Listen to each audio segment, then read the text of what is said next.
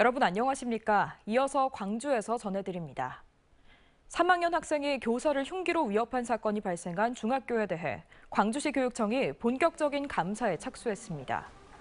광주시 교육청은 오늘 1차 조사 결과를 발표하고 현재까지 흉기 위협 사건에 대한 학교 측의 대응에는 특별한 문제점이 드러나지 않았다고 밝혔습니다. 하지만 교사노조와 전교조 등 교육단체가 이번 사건을 계기로 교장과 교감의 교체를 요구하고 있는 만큼 추가 감사를 통해 문제가 드러나면 조치를 취하겠다고 덧붙였습니다. 광주 글로벌 모터스가 캐스퍼 전기차의 생산 목표를 늘려잡았습니다. 광주 글로벌 모터스는 오는 15일부터 양산을 시작하는 캐스퍼 EV의 올해 생산 목표를 당초 17,400대에서 21,400대로 4,000대 늘렸다고 밝혔습니다. 이에 따라 전기차를 포함한 올해 생산량도 4만 8천여 대에서 5만 3천여 대로 늘어날 걸로 전망했습니다. 지역 신용보증재단이 광주 전남 소상공인을 대신해 갚은 은행 빚이 급증하고 있는 것으로 나타났습니다. 더불어민주당 양부남 의원이 신용보증재단 중앙회에서 받은 자료에 따르면 올 들어 5월까지 지역 신보의 대위 변제액은 광주 263억 원, 전남 237억 원 등으로 지난해 같은 기간 대비 광주는 83.9%, 전남은 71.7% 급증했습니다.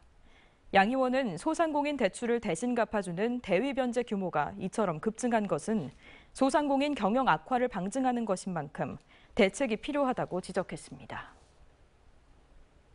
교사의 노트북을 해킹해 시험 답안을 빼돌린 혐의로 재판에 넘겨진 고교생이 항소심에서도 징역형을 선고받고 법정 구속됐습니다. 광주지법 제2형사부 김영하 부장판사는 업무방해 등의 혐의로 기소돼 1심에서 징역 장기 1년 6월, 단기 1년을 선고받은 19살 남성의 항소심에서 징역 1년을 선고하고 법정 구속했습니다. 이 남성은 광주 서구의 한 사립고교 2학년생이던 지난 2022년 3월 교무실에 침입해 교사들의 노트북을 해킹했고 중간고사와 기말고사 답안을 빼돌려 성적평가를 방해한 혐의로 기소됐으며 학교에서는 퇴학 조치됐습니다. 구청 보조금으로 운영되는 광주 남구 노인복지관의 직원들이 보조금을 부당하게 집행했다는 이유로 파면당했습니다. 광주 남구는 복지관이 자체 감사를 벌인 결과 복지관 직원 2명이 지난 1월부터 5개월간 5차례에 걸쳐 도매업체에게 식자재를 제값보다 비싸게 사 950만 원 상당의 손해를 끼쳤다고 밝혔습니다. 복지관은 직원들의 횡령 여부 등을 수사 의뢰한다는 방침이고 해당 직원들은 고의가 아니었다고 주장하는 걸로 알려졌습니다. 목포에서 이웃을 흉기로 살해한 뒤 도주한 40대가 경찰에 붙잡혔습니다. 오늘 새벽 2시 40분쯤 목포시 동명동의 한 주택 2층에서 40대 남성이 흉기에 찔려 숨진 채 발견됐습니다. 경찰은 CCTV 분석 등을 토대로 이웃에 살던 직장 동료인 40대 남성을 용의자로 보고 추적했으며 범행 12시간여 만인 오늘 오후 2시쯤 여수에서 체포해 범행 동기 등을 조사하고 있습니다.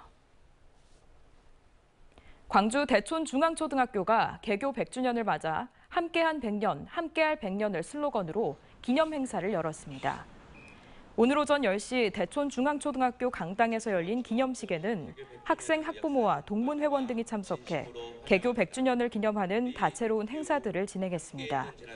이 자리에서 참석자들은 지난 100년의 역사를 되새겼고 기념수와 기념석 제막식도 가졌습니다. 유근기 전 곡성군수가 10월 16일 곡성군수 재선거 도전을 공식화했습니다.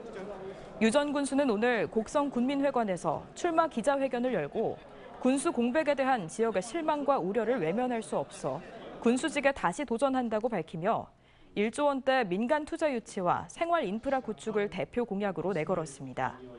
민선 6기와 7기 곡성군수를 지낸 유 전 군수는 지난 2022년 지방선거에 불출마하고 총선에 도전했지만 민주당 경선에서 탈락한 바 있습니다. 한편 이상철 전 군수는 당선 후 지지자 등에게 500만 원 상당의 식사를 제공한 혐의로 당선 무효형을 확정받고 지난 5월 직위를 상실했습니다. 새로운 미래가 광주에서 첫 번째 합동 연설회를 열고 본격적인 7월 14일 전당대회 경쟁에 돌입했습니다. 새로운 미래는 오늘 오후 3시 광주 김대중 컨벤션 센터에서 합동 연설회를 열고 전병헌 전 민주당 원내대표 등 6명의 후보가 정견 발표와 공통 질문을 통해 비전을 발표했습니다. 언제 어디서나 내 손 안의 뉴스. 광주 MBC 뉴스 유튜브 구독으로 함께하세요.